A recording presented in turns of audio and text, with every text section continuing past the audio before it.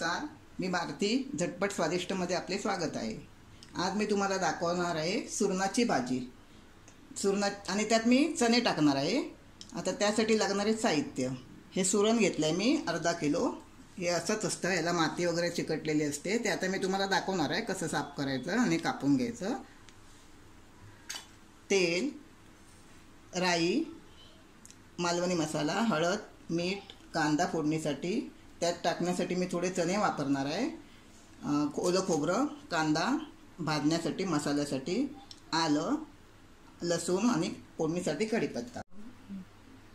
हे सुरण जे असतं ना त्याला खाज उठते आणि आपण ज्यावेळेला ते आता आपण ते पूर्ण कापणार आहोत ना त्यावेळेला ते आपल्या हाताला त्याची खाज उठणार. म्हणून कापण्यापूर्वी आपण हाताला थोडंसं असं तेल, खोबरेल तेल लावून घ्यायचं. हे बघा, मी असं हे थोडंसं खोबरेल तेल लावून घातलं म्हणजे आपल्या हाताला खाज सुटणार नाही.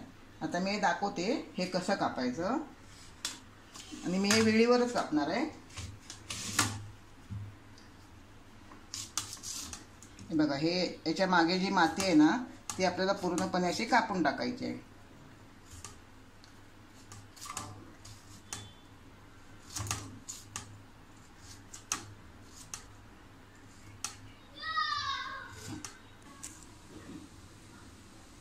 हे बघा, आता मी हे असं छानपैकी कापून घेतलं आहे. मगाशी तुम्हाला मी दाखवलं की कसं त्याच्यावरची माती काढायची. आणि असे बटाट्यासारखे बारीक तुकडे करून घेतले आहेत आणि 3-4 पाण्यामध्ये स्वच्छ धुवून घेतले आहेत. यांना खूप खाज असते, तर थोडं सांभाळायचं. आपल्या हातावर असं वरच्या साईडला पण उडतं, त्यावेळेला खाज उठते. म्हणून मी तुम्हाला सांगितलं की चिरताना खोबरेल तेलाचा वापर करायचा. हाताला खोबरेल तेल लावून चिरायचं.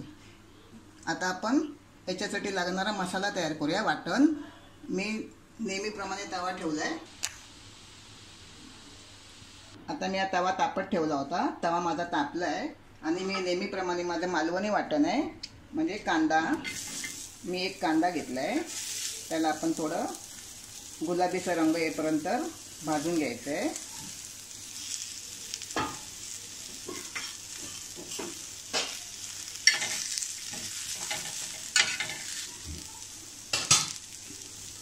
थोडं आपण मीठ टाकूया म्हणजे कांदा आपला जरा लवकर भाजला जाईल.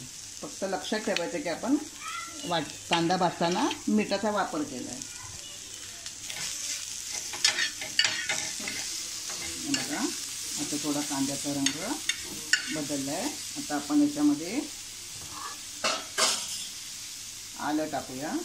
मी एक इंच आलं घेतलं आहे आणि 8-10 लसणाच्या पाकळ्या घेतल्या आहेत. थोडं परतूया आपण त्याला. हे माझं नेहमीप्रमाणे ओलं खोबरं. आम्ही मालवणी असल्यामुळे आम्ही ओल्या खोबऱ्याचा वापर जास्त करतो. हे बघा, हे माझं नेहमीप्रमाणे ओलं खोबरं. आता हे पण आपण छानपैकी भाजून घेऊया.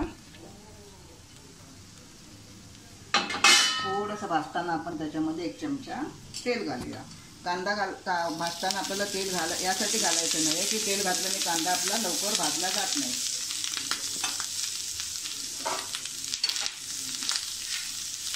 मध्य आचेवर थोडंसं आपल्याला याला भाजून घ्यायचं आहे. फास्ट गॅस करायचं नाही आहे.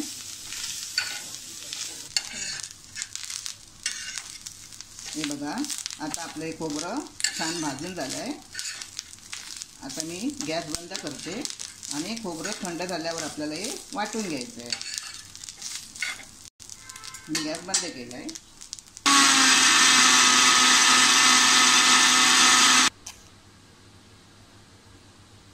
आता मी हा टोप तापत ठेवला आहे.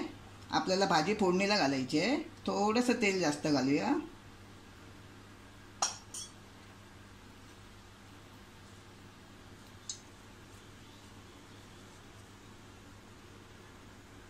कढीपत्त्याची 8-10 पानं घातली आहेत मी.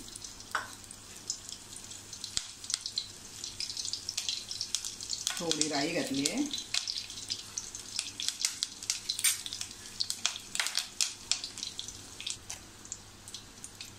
थोडासा कांदा घालायचा आहे.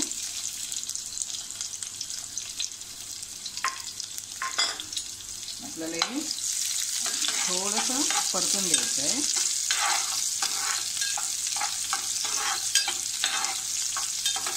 आपला कांद्याचा रंग थोडा बदलला आहे आणि मी गॅस बारीक केला आहे कारण मला मसाले टाकायचे आहेत. हा माझा मालवणी मसाला नेहमीप्रमाणे 2 चमचे मी मसाला टाकणार आहे. मी अर्धा किलो सुरण घेतलं होतं आणि त्यासाठी हा माझा मालवणी 2 चमचे मसाला आहे. बघा ह्या चमच्याने मी घेतलं आहे, नॉर्मल आपला चमचा आहे. थोडीशी हळद, हे मी थोडं परतून घेते. थोडं तेल सुटेपर्यंत परतूया. हे बघा आता याला थोडं तेल सुटलं आहे. तेल यासाठी सुटेपर्यंत आपल्याला परतायचं आहे की मग आपल्या भाजीला रंग छान येतो. आता त्यात मी उकडून घेतले होते चणे, थोडेसे घ्यायचे मुठभर, आणि मी ते मुठभर चणे पहिले उकडून घेतले होते. काही टाकलं नव्हतं, मीठ वगैरे असेच उकडून घेतलेले. कारण चणे आपल्या शरीराला खूप चांगले असतात ना, पौष्टिक असतात, म्हणून मी ते थोडे त्यात चणे टाकले. आणि आपले सुरणही गुणकारी आहे. काही लोक सुरणाची भाजी खायला कंटाळतात, मुलंही कंटाळतात, कधी कधी मोठी माणसंसुद्धा कंटाळतात. पण ही भाजी कधी तुम्ही खायचं टाळू नका, कारण ही खूप गुणकारी आहे. ह्याच्यामुळे मूळव्याध चांगला होतो, कंबरदुखी, डायबिटीस पेशंटसाठी पण ही भाजी खूप छान आहे. आता मी असे सुरण त्यात टाकलं आहे. थोडी परतून घेऊया छान अशी. परतताना सुद्धा आपल्याला बघायला खूप छान वाटते आणि ही कशी हिला खास सुटते, म्हणून आपल्याला याच्यामध्ये नंतर 2-4 कोकमं टाकायचे आहेत. मी तुम्हाला मगाशी कोकमं दाखवताना विसरली होती, पण मग आता टाकताना तुम्हाला मी ती दाखवीन.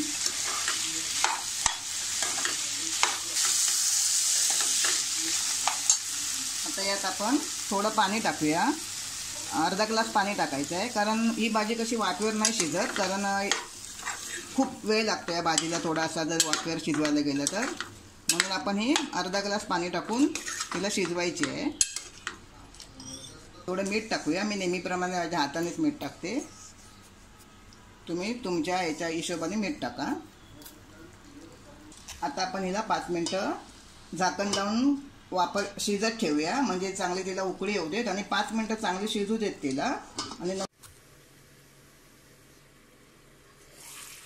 हे बघा मी हे 5 मिनटं शिजत ठेवलं होतं. मी फास्ट गॅसवरच ठेवलं होतं. आता हे आपलं थोडंसं शिजून झालं आहे. गरम गरम मी तुम्हाला चमचा घालून दाखवते. बघा असं 2 तुकडे याचे होतात. शिजून झाले आपले. आता याच्यात आपल्याला ना खोबरं घालायचं आहे, म्हणजे जे वाटण मी केलं आहे ना ते टाकायचं आहे.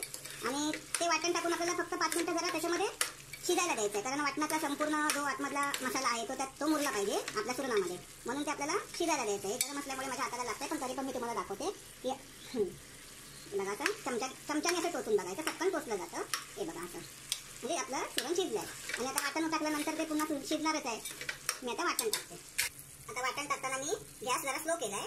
आता मी मगाशी जे आपण कांदा, खोबरं, आलं, लसूण, म्हणजे ओलं खोबरं, आलं, लसूण जे वाटलं होतं ते आता आपण त्यात टाकूया. आणि आपल्याला छान ते ढवळून घ्यायचं आहे. गॅस मंद आहे माझा. तर मी वाटण टाकलं आहे आणि आपल्याला फक्त 5 मिनटं ते आता शिजून घ्यायचं आहे. हे बघा आता ही आपली भाजी शिजली आहे छान. आपण मसाला टाकला होता तो छान त्यामध्ये मुरला आहे. आणि आपल्याला सगळ्यात शेवटी ही कोकमं टाकायची आहेत. मी 4-5 त्यात कोकमं टाकते. ही आमची गावची असल्यामुळे आंबट आहेत. आणि ही कोकमं यासाठी टाकायची आहेत की कोकमामुळे सुरणाचा जो खाजरेपणा असतो, जे सुरणामुळे आपल्याला खाज सुटते, ते आपल्याला खवखवत नाही, म्हणून आपल्याला ही कोकमं टाकायची आणि अशी छान ढवळून घ्यायची. भाजी खाण्यासाठी तयार. नक्की करून बघा आणि खा.